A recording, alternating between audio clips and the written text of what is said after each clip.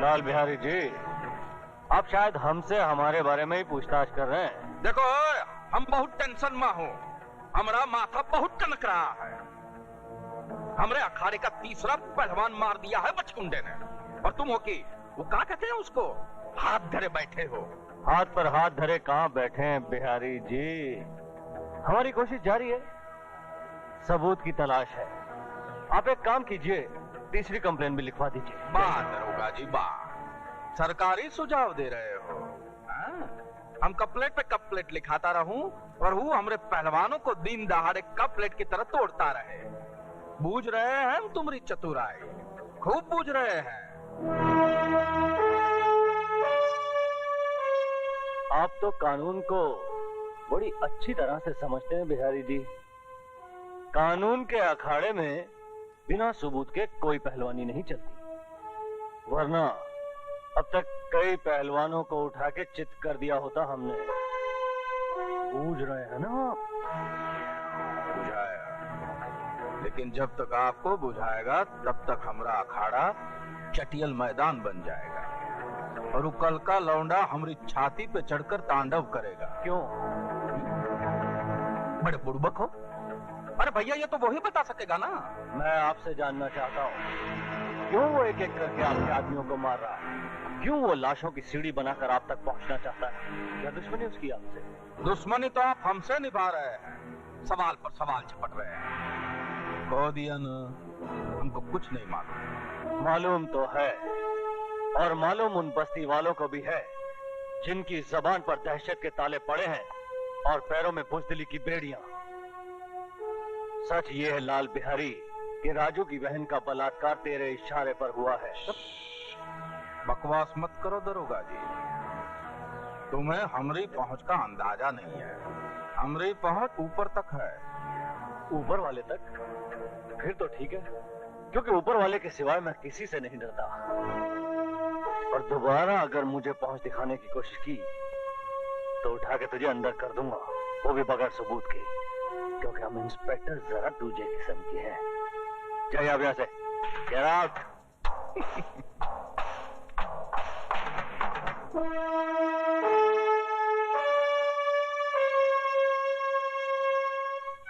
सुमन,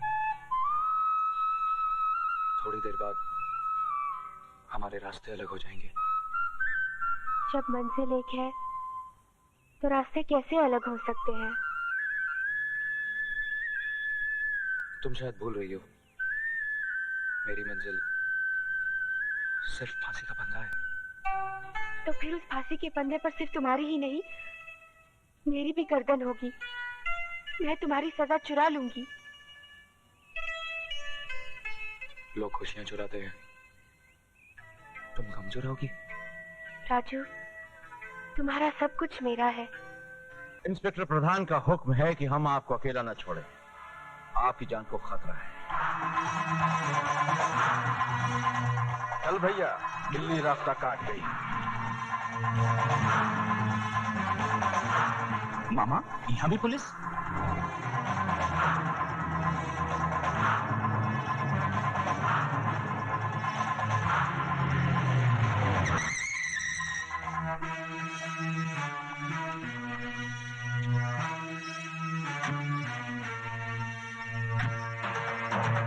दरोगा जी, ये सब क्या है भैया? हमारा बंगला का गुड़ का ढेला है जो तुम्हारी खाकी वर्दी वाली चींटियों ने घेर रखा है। बिहारी जी, ये चींटियां नहीं है, ये वो खंबे हैं जिन्होंने आपकी जिंदगी के मकान को थाम रखा है, वरना मौत तो इसमें अब तक दाखिल होगी होती है। क्या मतलब? बिहारी जी, उस दिन पुलिस स्टेशन में आपकी बातें सुनने के बाद मैंने बहुत गौर किया, तो मुझे एहसास हुआ कि आप ठीक थे। दरअसल राजू गलत है। बहन की मौत ने उसे पागल कर दिया है, एक तूफान बना दिया है। और वो तूफान जुर्म के रास्ते कभी भी आपके घर तक पहुंच सकता है। तो आपका खड़े खड़े वर्दी को धूप दिखा रहे हैं? भैया जाइए ना, पकड़िए ना मुजरिम को। उस मुजरिम को पकड़ने के लिए तो ये जाल बिछाया है। अरे लेकिन ये जाल हमरे सर पे तो न धरो भाई। उधर हमरे अखाड़े पे पहरा, इधर हमरे घर पे पहरा। इन परिस्थितियों में हमरे स्कूल के विद्यार्थियों का क्या होगा? उनकी कंपटीशन का क्या होगा? कंपटीशन? कसाई के सपनों में हमेशा बकरा ही नजर आता है। अरे भैया, कंपटीशन का मतलब होता है परीक्षा। जैसे विद्यालय में परीक्षा होता है ना, बिल्कुल वैसे ही हम भी अपने पैर पैतरा स्कूल में विद्यार्थियों को आपस में लड़ाते हैं, और जो जीत जाता है उसको सर्टिफाई करके बाहर भेज देते हैं। बुझाया? स्विमिंग पूल में दारू पीने का मजा ही कुछ और है।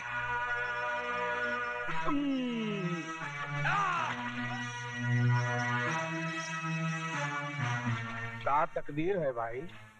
पहले ये स्विमिंग पूल में सुंदर सुंदर कन्याएं नहाया करती थी, अब ये भैंसा जल क्रीड़ा कर रहा है।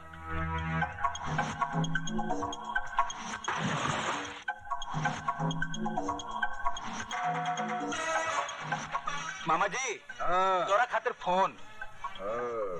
अब ये मामा फोन ही पकड़ने के लिए रह गया है।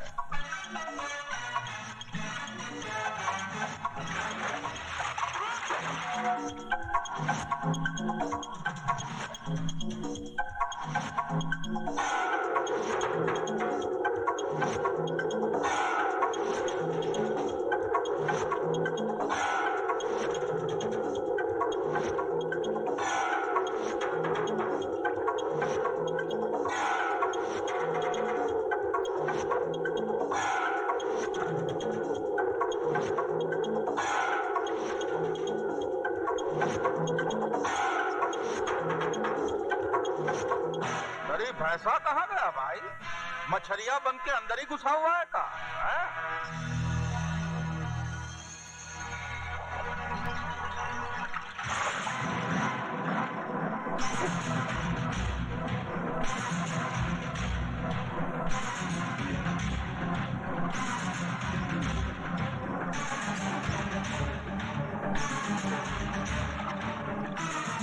ये जानते हुए कि वहाँ पुलिस का पहरा है, तुम्हें क्या जरूरत थी अपने आप को खतरे में डालने की? अगर तुम्हें कुछ हो जाता तो... कुछ नहीं होगा मुझे, और अगर होता है तो हो जाए। अभी भी उन दो हरामजादों की गर्दनें मेरे हाथों से दूर है। समझ में नहीं आता उन दो सांपों को बिल से बाहर कैसे निकाला जाए। इसकी तरकीब भी मैंने निकाल ली है बेटे। मेरे पास वो बीन है जिसकी आवाज तो क्या, उसकी शक्ल देखते ही वो दोनों बिलों से निकलने पर मजबूर हो जाएंगे।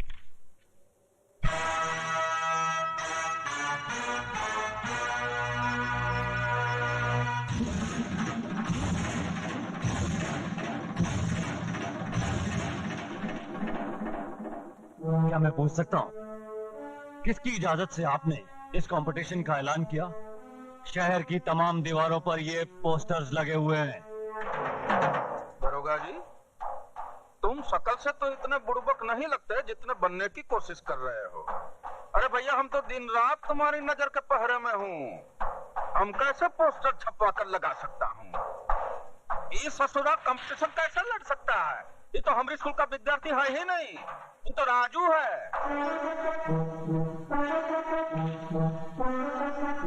ओह राजू, हाँ। I see।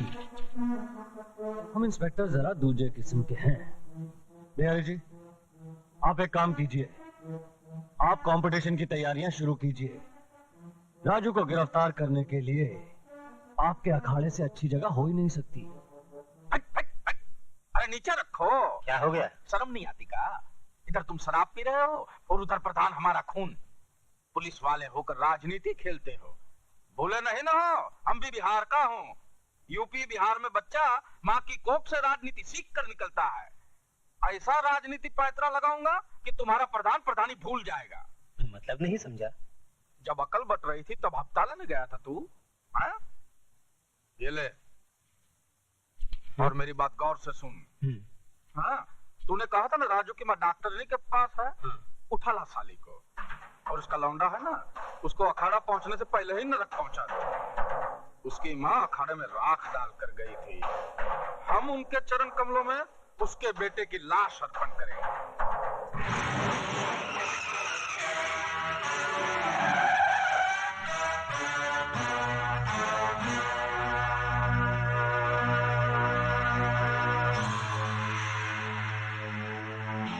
अच्छा हुआ शिकार शिकारी के सामने खुद आ गया, मेरा काम और आसान हो गया। मैं तेरा काम आसान नहीं तमाम करने आया हूँ। मैं जानता था कि लाल बिहारी का कुत्ता मेरे खून की बू सूंघता फिर रहा होगा, इसलिए मैं खुद यहाँ चला आया।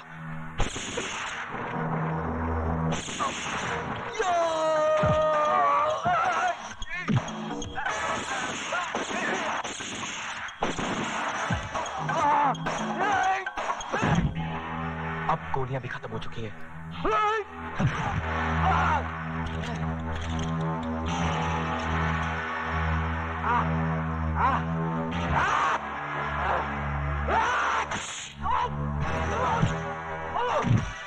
अच्छा किया ये सरकारी बेल्ट तूने खुद ही उतार दी, अब तुझे मारने में आसानी होगी।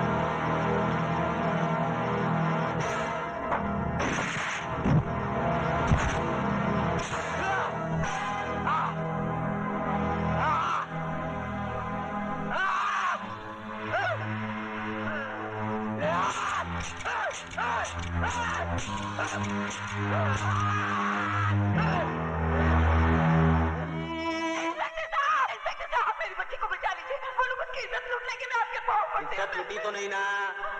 जब इज्जत लुट जाएगी कंप्लेंट लिखाने चली आना। क्या कमीने?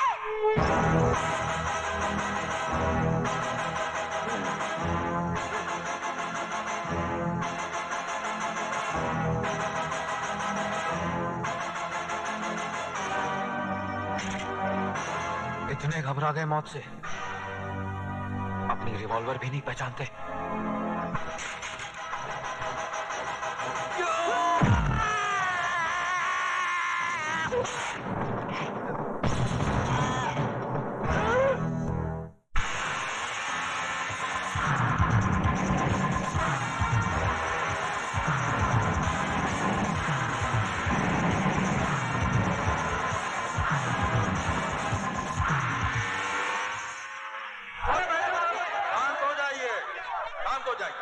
हम आपकी बेचैनी और परेशानी का कारण अच्छी तरह जानता हूं, लेकिन जिस पहलवान ने तमाम शहर में पोस्टर छपवाकर यह ढिंढोरा पिटवाया है कि उसने सिर्फ दुर्योधन से ही मार खाने का, हड्डी तुड़वाने का इरादा कर लिया है, अगर वो पहलवान ही नहीं आया तो ये खेल कहां से होगा? खेल शुरू होने में अब सिर्फ 10 मिनट शेष रह गए हैं। अगर 10 मिनट में वो नहीं आया तो खेल नहीं होगा। ये खेल होगा और जरूर होगा। तबाही के लिए तूफान का एक पल ही काफी होता है, और इस बाजार की तबाही के लिए तो अभी 10 मिनट बाकी हैं। फिक्र न कीजिए, वो तूफान आता ही होगा।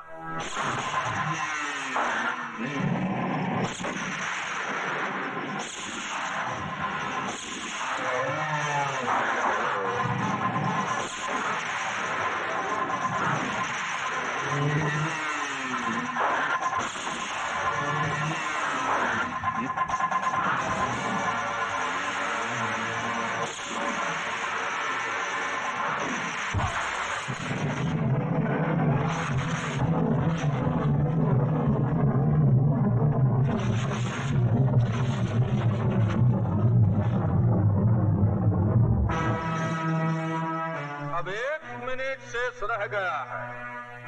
हमारे महागुरु श्री बाबा ठाकुर का दावा कि तबाही का तूफान जरूर आएगा। तूफान तो नहीं आया, लेकिन उनके चेहरे पर घबराहट का पसीना जरूर आ गया। राजू ना अब तक आया है, ना ही आएगा। इसलिए बिना खेल खेले हम दुर्योधन को विजयी घोषित कर। खेल शुरू होने में 1 मिनट बाकी है, खत्म होने में नहीं। लाल बिहारी, यह खेल तुम हरामजादों की जिंदगी के साथ ही खत्म होगा, उससे पहले नहीं। राजू बेटे, तुम्हारी ये हालत किसने की? जिन्हें मुझसे अपनी जिंदगी का खतरा हो,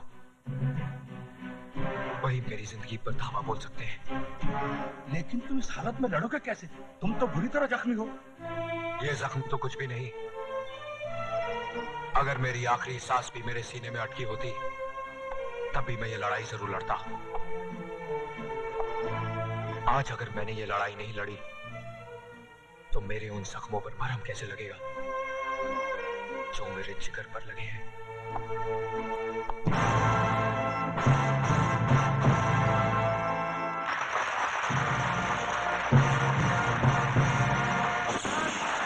कोई अपनी जगह से नहीं हिलेगा। Mister Raj Verma, you are under arrest. Under arrest? Yes. किस जुर्म में इंस्पेक्टर साहब? इसने पुलिस स्टेशन में घुसकर इंस्पेक्टर कातरे का खून किया है। ये खूनी है? का भैया खून करके हमारे अखाड़े में का कंपटीशन लड़ने आया है?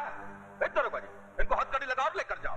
ये खूनी का हमारे अखाड़े में क्या काम है? इंस्पेक्टर साहब, हम आपको राजू को गिरफ्तार करने से नहीं रोकेंगे। हमें सिर्फ आधे घंटे की मोहलत चाहिए। मैं वादा करता हूँ कि मैं राजू के हाथ में हथकड़ी लगाकर आपके हवाले कर दूँ। सॉरी, कानून हमें इसकी इजाजत नहीं देता।